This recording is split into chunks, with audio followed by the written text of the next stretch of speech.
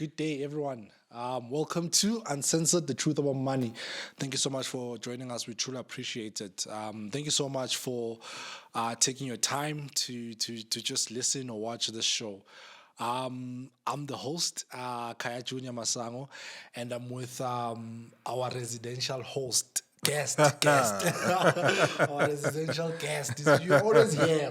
Wow. Today was a great intro. At least I wasn't introduced as financial guru, I was which coming. is fine. I was still going It's there. okay. It's okay. Let's leave it there. I was still going there. Ferry, how are you, man? Great. Thanks on yourself, my brother. Good to have you again. No, great to be here. We are in July. Can you believe it? Halfway, 6 months has gone past. Yeah. To think in Jan, all the plans that we had, New Year's resolutions, wanting to go to the gym more, to bulk up, all those things. I know. Yeah. It's not too late. Yeah. There's still 6 more months late left. now. 6 months. It's never too late. Fede. Great, my brother. Good. Yeah, I think it's great that we're talking about this today. Yeah. And obviously it's always important, like it's Gijima, time is just flying by, and it's important to talk about certain things that may seem uncomfortable, like this topic. So today we're talking about estate planning. Yeah. This is, to tell you the truth, I've never had this kind of conversation with anybody. Okay. Welcome. Welcome. And it's not something that you hear every day. I don't know why we always think we're gonna live forever. And it's always a chaos because, let's say, for example, you pass away, and the people that are left behind, like especially like if you don't have your ducks in a row, isn't those people tend to fight for your things, your assets, and all those things. So once you are gone and you haven't really put measures in place, it becomes a chaos. Everyone is fighting about and all that stuff. So it's important to have such conversation, and I know you are big on this, and that's why you're here. Education, do your research. Yeah, no, I think it's one of those subjects, like those key subjects. Like, we speak about like getting money and being rich, but we actually don't think about, something called estate planning.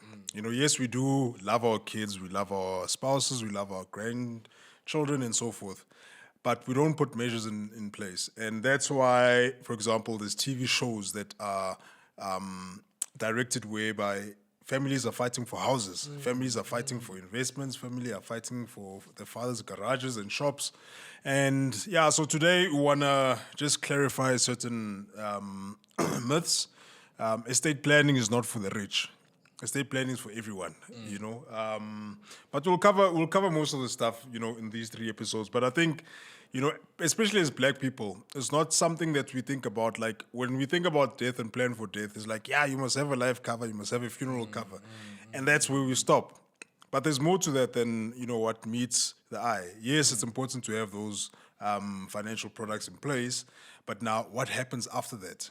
What happens to your beneficiaries? What happens to your loved ones? What happens to your spouses? So, interesting. Now, with that said, Pratamza, what is estate planning? So, estate planning, look, we'll just put it in layman's terms. So, estate planning is literally, so your estate is all your assets. So, houses, cars, investments, offshore investments, even your liabilities, so all those form part of your estate. So that's your estate. So basically everything that Junior owns, even if it's your business as well. So that forms part of your estate as well. All right. So now estate planning is now planning to say that, all right, upon death, what's going to happen to my children, what's going to happen to my investments, what's going to happen to my house, my car, who's going to get this, who's going to get this share, and so forth. So those are the things that's what basically estate planning is all about, so just in a gist. And obviously estate planning involves a lot of details which we'll cover. So that's basically just channeling where your assets and liabilities are going to go.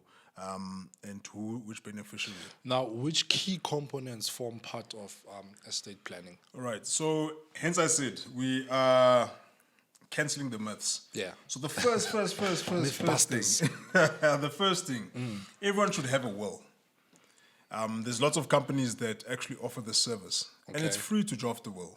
That's what Okay. people don't understand. Hence, Okay. they say, if you're older than older than 16 years old, you can have a will. So even if you have a dog, Snoopy, you can put a will in your will and say, Snoopy's gonna go to grandma, so forth, if I pass away. Yeah, You know what I'm yeah. saying? And I think I don't know, maybe it's something that we need to discuss with our children to say that, like have those conversations even in the dining room table, say, I have a will as your father, and you might not, let's say, tell them the details of your will, but we'll tell them, yes, I have a will, and it's important for you guys to also have a will, right? Another thing is the safekeeping of that will. Okay. So a will, it doesn't need to be, fancy and so forth, right? A will, basically, it can even be a one-pager, right? But you need two witnesses to sign. Okay. To say that, all right, this was a valid will, because people contest wills. In family disputes, when someone passes away, family disputes arise, and then this one says, no, this one faked the will, if they, let's say, got 100% of the assets of the deceased. So it's important to have witnesses when you draft that will. These two witnesses, part of your family, Yeah. or So it's or important that the attorneys? witnesses are people who are not part of that will.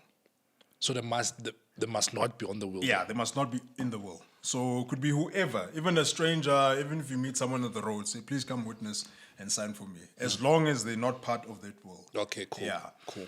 Because obviously they'll start to see the contents of that will and so forth, right? So it's important for them not to be part of that will.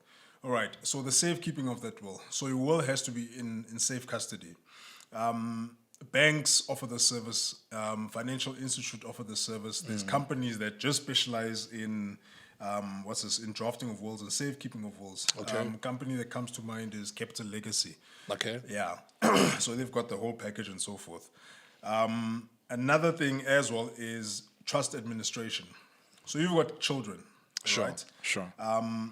You want to make sure that your children grow up in a proper way. Okay. So with that being said, in your will, you basically mentioned that testamentary trust has to be put in place. Okay. So a testamentary trust is basically to say that if I pass away, and let's say you are my son, Junior will get, let's say, R1 million when he's 18 years old. So that money will be kept like in an investment account until Junior gets of age, right? Another thing as well is estate administration. So now who's going to administer your estate? Okay. What I advise is for a reputable company. There's fly-by-night companies that want a chance and say, no, we can, administer your estate. No, rather go to like a big company, because at least there's credit worthiness, within that company.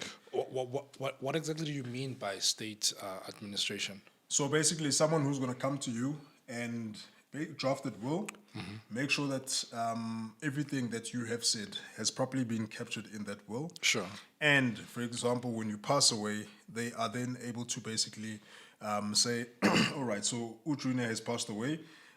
This is the person that Junior nominated as an executor, and basically doing the whole administration in terms of making sure that, there's a testament trust, your spouse gets whatever was due for them in that will, and so forth. So that's the administration of the estate, basically. Can you trust maybe like the eldest, the oldest,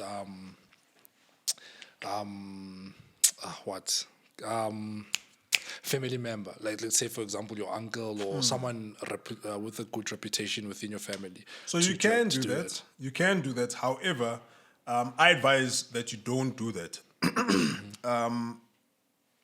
So look at it this way. So you can nominate more than 2 executors for your will.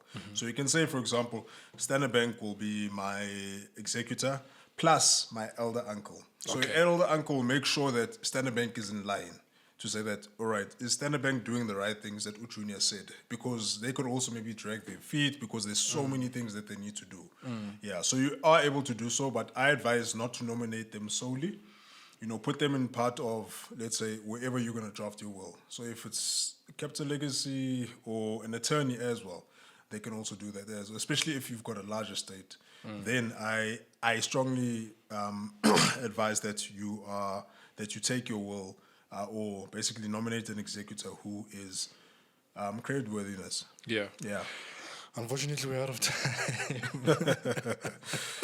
So we have to continue, obviously, a part 2 of this, right? Just to continue where we are closing off now.